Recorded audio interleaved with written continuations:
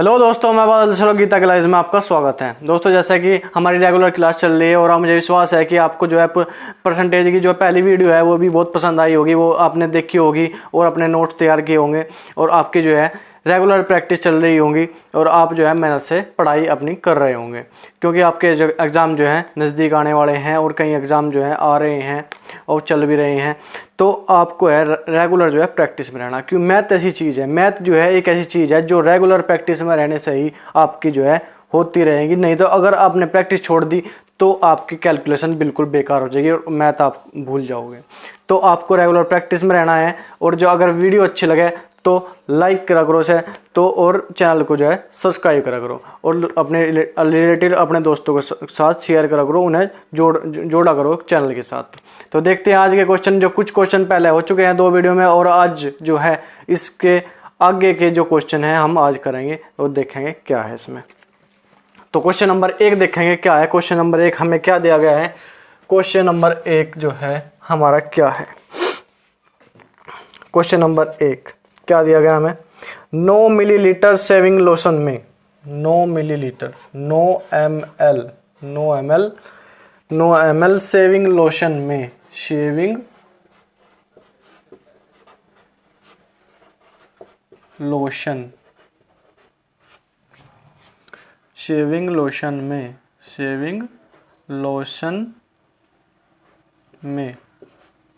Lotion जिसमें 50% alcohol है।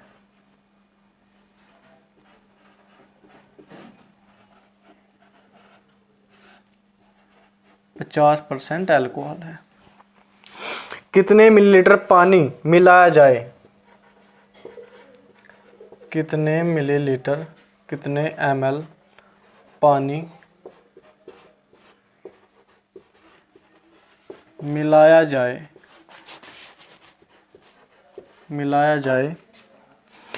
कि नए मिश्रण में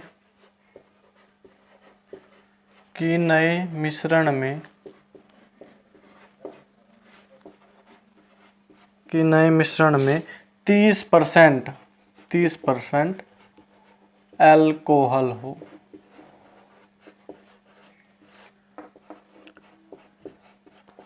क्या कहा हमें क्वेश्चन देखेंगे क्या कहा हमें क्वेश्चन में। क्वेश्चन नंबर 1 में हमें क्या कहा। 9 मिलीलीटर शेविंग लोशन में जिसमें 50% अल्कोहल है। कोई 9 मिलीलीटर जो है शेविंग लोशन है उसमें 50% अल्कोहल है। कितना ml पानी उसमें मिला दिया जाए। कितना ml उसमें पानी मिलावे हम कि उसमें अल्कोहल की मात्रा जो है 30% रह जाए। इस तरह के कोई भी परसेंटेज या चीनी हो, कोई इसमें ऐसी तरह के कई क्वेश्चन आ जा। एक क्वेश्चन ये आ जा कि चीनी के घोल में कितना पानी मिलाया जाए कि उसका जो है उसमें इतने % चीनी रह जाए, या कुछ भी ऐसा क्वेश्चन अगर आवे तो उसे करना कैसे है देखेंगे एक बार। बहुत आसान सी ट्रिक है जो देखो इसमें अगर हम देखें तो सीधा हम भी कर सकें, लेकिन एक बात आप रख दो। अगर हम देखें P1V1 बराबर P2V2, मतलब P1 क्या है हमारा। P1 हमारा है जो हमें ml या किसी भी ग्राम या किलोग्राम में जो हमें जो वस्तु दी गई है शेविंग लोशन, वो हमारा P1 है। तो यहाँ पे क्या लिखेंगे 9 गुणा V1 क्या है जो हमें परसेंटेज में जो हमें पहली परसेंटेज दी गई है वो हमारी V1 है। आराम से समझो, देखो 50 बराबर कितना पानी मिलाया जाए कि नए मिश्रण में 30% अल्कोहल हो। तो हमें क्या काटना P2 कितना पानी मिला। V2 हमारे क्या दिया 30, ठीक है। 3 से काट दिया 9 बार, 3 दिया 9। तो P2 हमारा क्या आ गया। P2 बराबर हमारा आ गया 15 ml। अब क्या पूछा था हमसे, कितना पानी और मिलाया जाए। हमारे पास 9 ml था, हमारे पास अब 15 ml है, तो कितना मिला दिया 15 माइनस 9 बराबर 6 ml पानी हमने मिला दिया। देखो ये हमारा उत्तर हो गया 6 ml। इसे हम क्या करना, पहला जो हमें दिया गया कितना ml कितना ग्राम वो लेंगे, गुणा पहली परसेंटेज बराबर जितना हमें और मिलाना है वो गुणा दूसरी परसेंटेज, P1V1 गुणा P2V2, P1V1 बराबर P2V2, 9 गुणा 50 बराबर P2 गुणा 30। ये हमें करना है। मतलब पहला जो हमें दिया गया ml में या द्रव्यमान या कोई भी वस्तु दी गई जितनी ग्राम में भार कुछ भी दिया गया वो उसकी पहली परसेंटेज बराबर दूसरी जितना हमें मिलाना वो जो हमें निकालना वो और जो है दूसरी परसेंटेज हम उसकी गुणा करेंगे।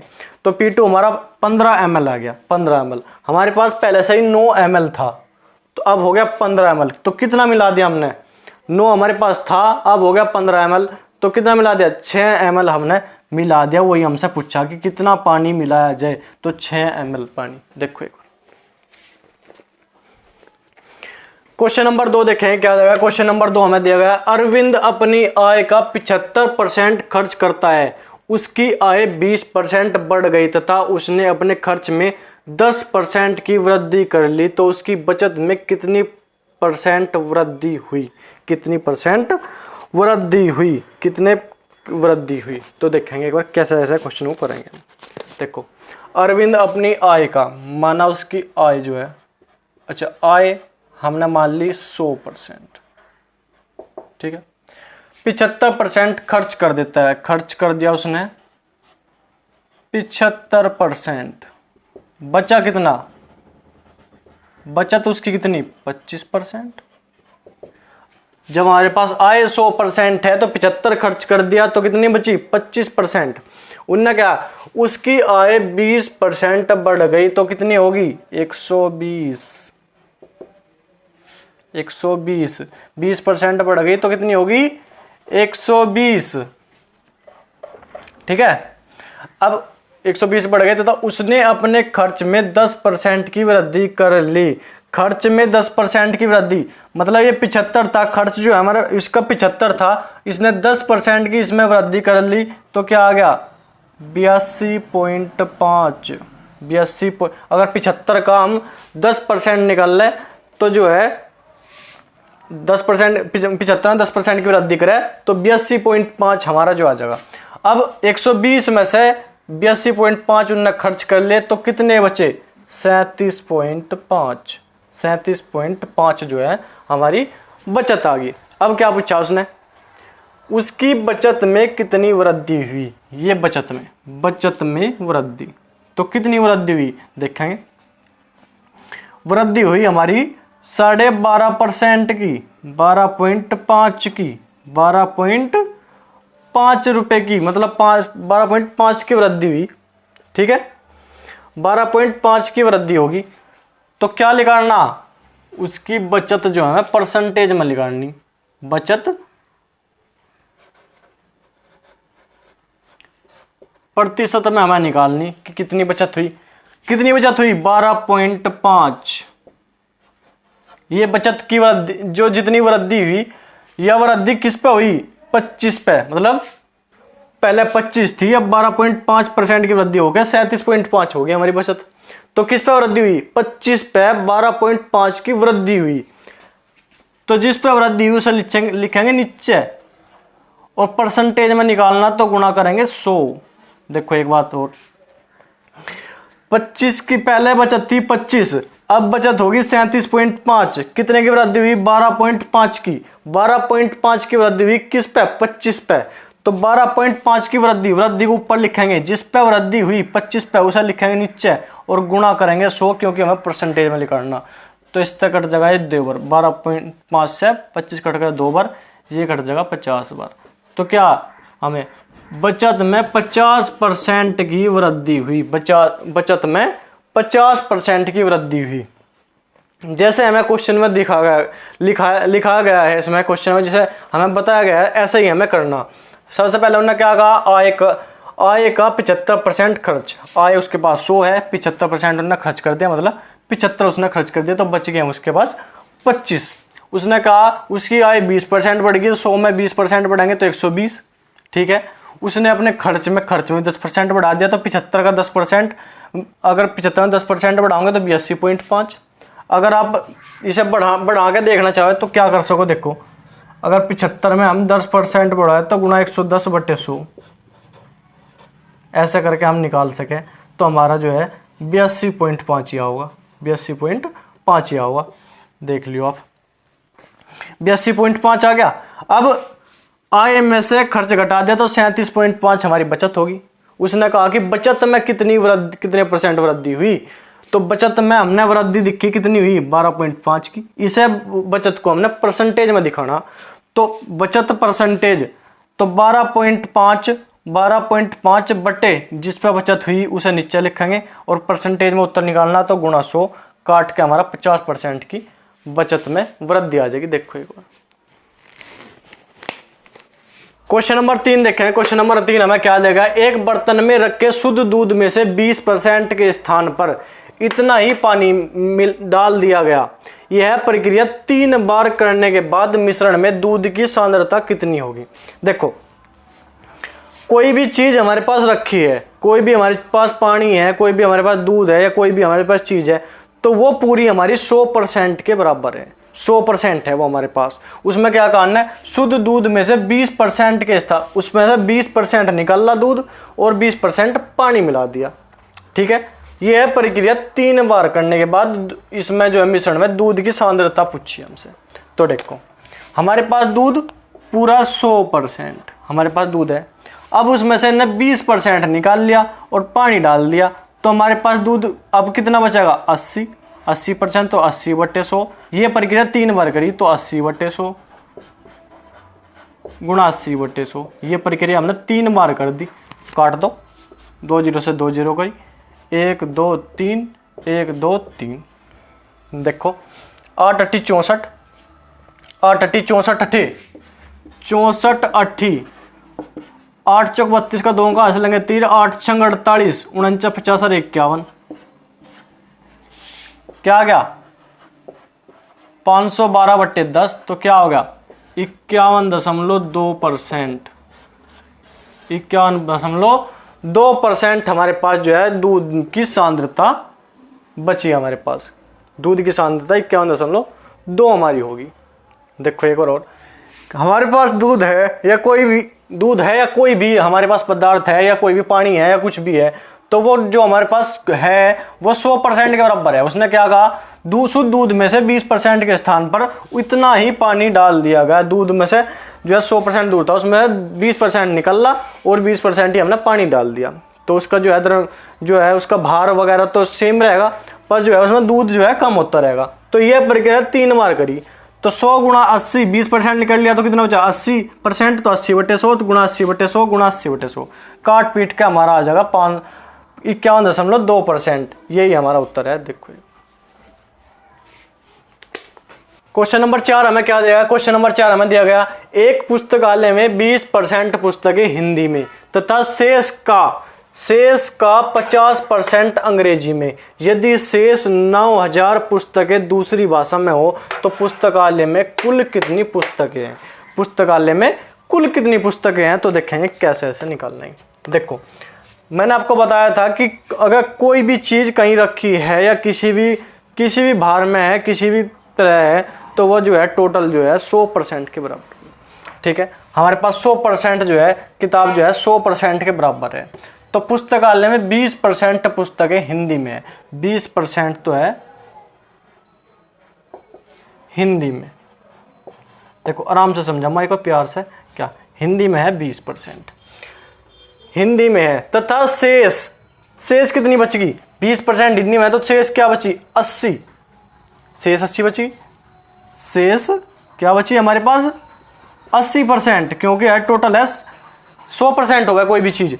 तो हिंदी में 20% है, शेष 80%। शेष का 50% अंग्रेजी में, ये 80 है, इसका 50% अंग्रेजी में है।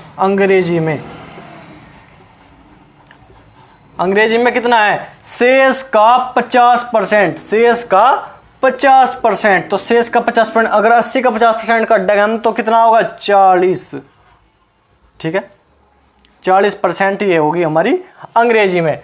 यदि शेष 9000 पुस्तकें दूसरी भाषाओं में, अब इनके बाद क्या बचा, 20% हम 40% हमारी अंग्रेजी में और 20% हिंदी में। तो इसके बाद शेष क्या बचा, शेष पुस्तकें हमारे पास बची 20 ये 40 ये 60 होगी। तो 100 में 60 घटाओगे तो क्या 40% हमारे पास शेष बच गई। अब क्या करना है, यदि शेष 9000 है, होगी, हो गया क्वेश्चन जो है, क्वेश्चन सोल्व हो गया। यदि शेष 9000 है तो ये क्या कह दिया हमें, तो हमने यहाँ शेष निकाला 40%, ये इन्होंने कह दिया 9000, इसने बता दिया कि ये जो है 40% 9000 के बराबर है। अब क्या हो गया, संख्या के बराबर परसेंटेज आ गई है। तो मैंने क्या बताया था, जहां भी संख्या के बराबर परसेंटेज आवे तो ऊपर संख्या नीचे परसेंटेज, और क्या निकालना, कुल कितनी पुस्तकें हैं, कुल निकालना। तो 100 से करेंगे गुणा, क्योंकि टोटल चीज हमारी 100 के बराबर हो तो निकाल देंगे 9000 ऊपर संख्या नीचे परसेंटेज गुणा 100, 0 से 0 काट दो, ठीक है। 2 दूनी 4, 2 पंजे 10 काट दो, 2 से 2 चौक 8, 2 चौक 8, 2 पंजे 10, 0, क्या आ गया 5 0 0 5 0 0 5 पंजे 25 का 5 कहाँ से लगे 2, 5 चौक 20 और 2 22, 22,500 पुस्तकें हमारे पुस्तकालय में थी। एक बार और देख लो इससे क्या है, एक पुस्तकालय में 20% पुस्तकें हिंदी की, 20% पुस्तकें हिंदी की, ठीक है।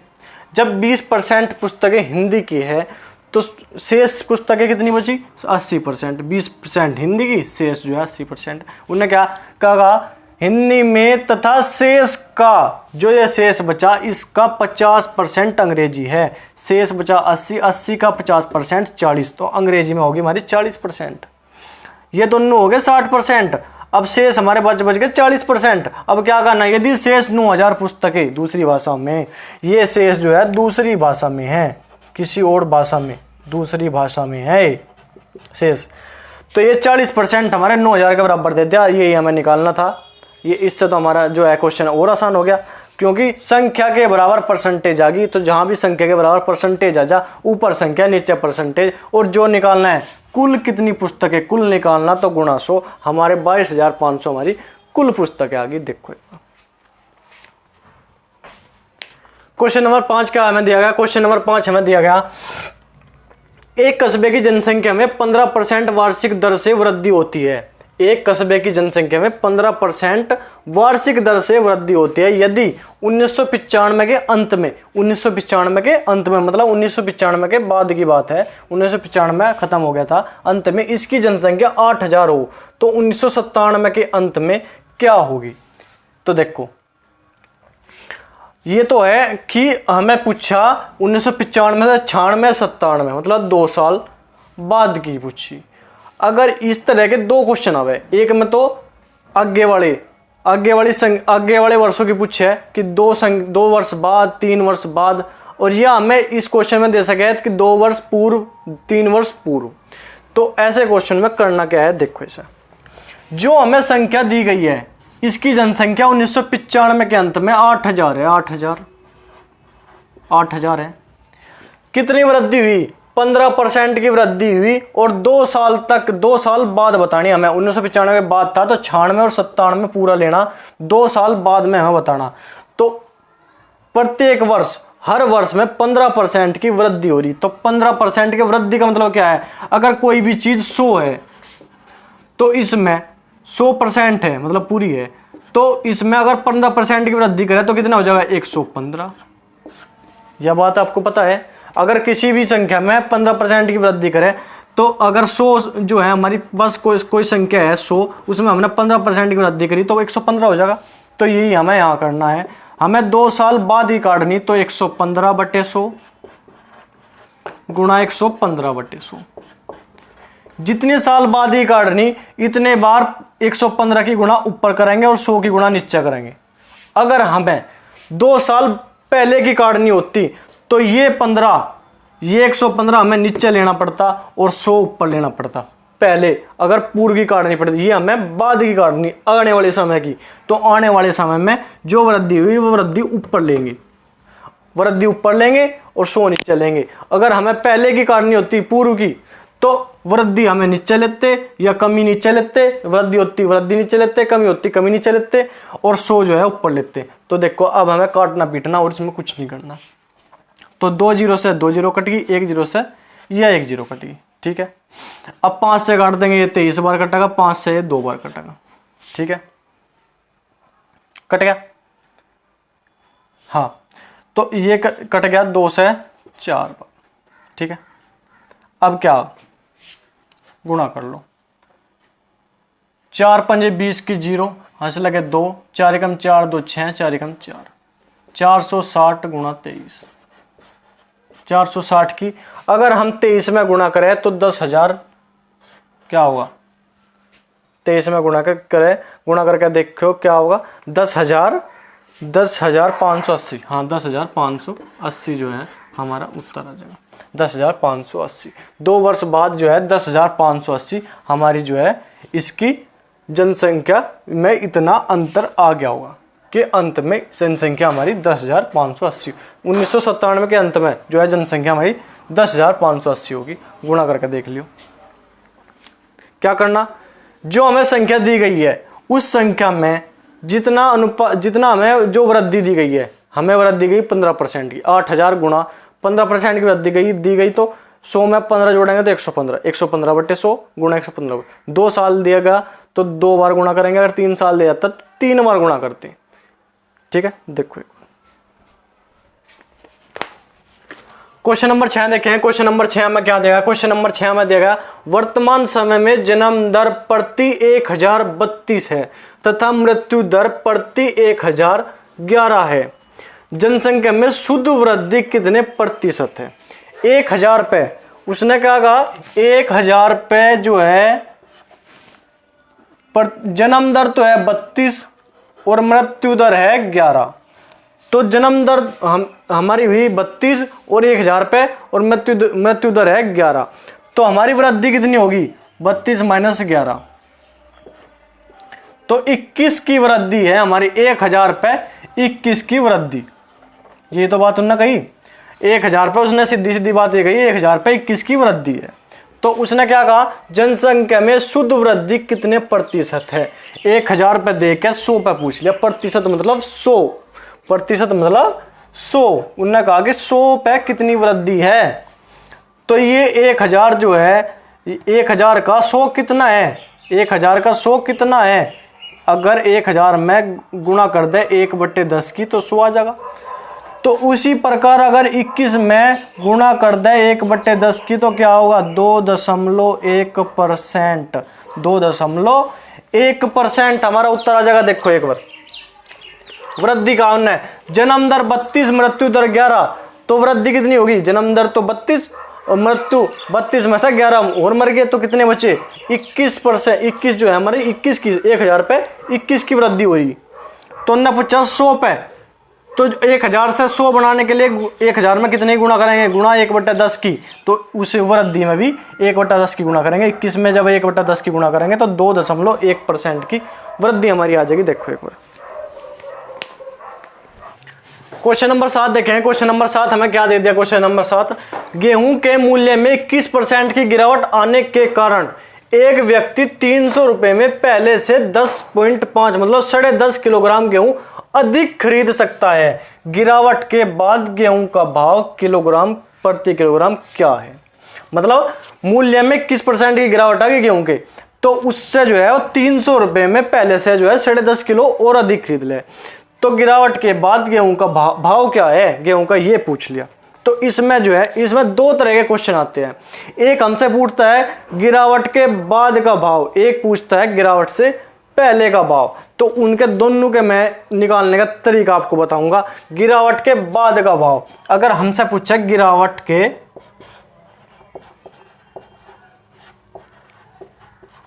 बाद का भाव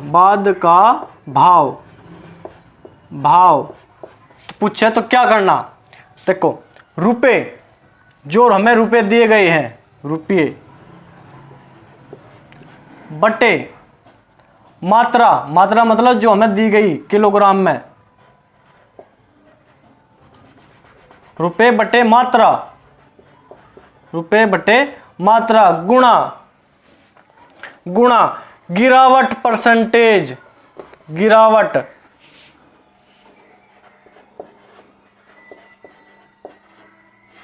बटे 100। ये तो हमें करना गिरावट के बाद के भाव में, जितने परसेंट गिरावट हुई वो यहां पर निकली बटे 100। और जो पूछे हमसे गिरावट से पहले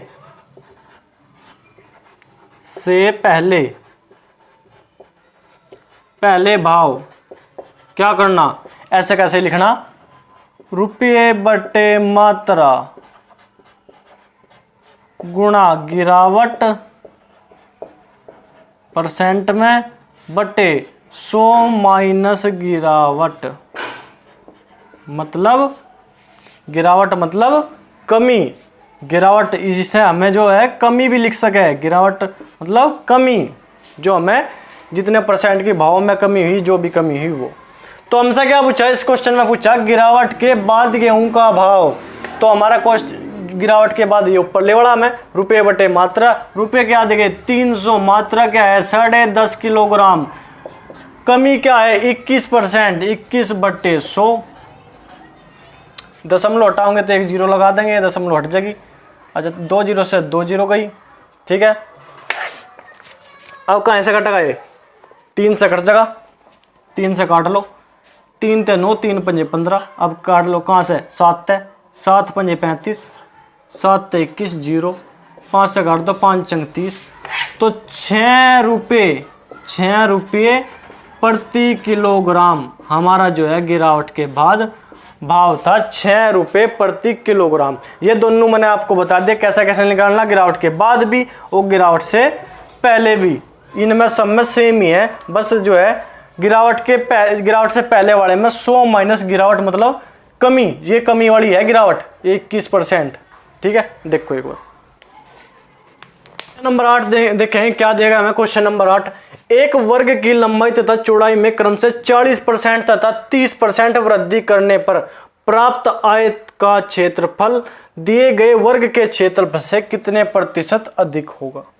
क्या हमने इस तरह के 2 क्वेश्चन हमने जो है पहले कर लेते हैं। ये तीसरी प्रकार का क्वेश्चन है जिसमें उसमें पहली बार क्या देखा था हमने, पहले वाले क्वेश्चनों में देखा था कि एक में वृद्धि कर ली तो दूसरी में कमी पूछ ली थी हमसे, या दोनों में समान वृद्धि कर दी थी, एक में 20% वृद्धि, एक में 20% कमी, तो दोनों जो है समान कर दी थी। तो उसके भी हमने देख लेता।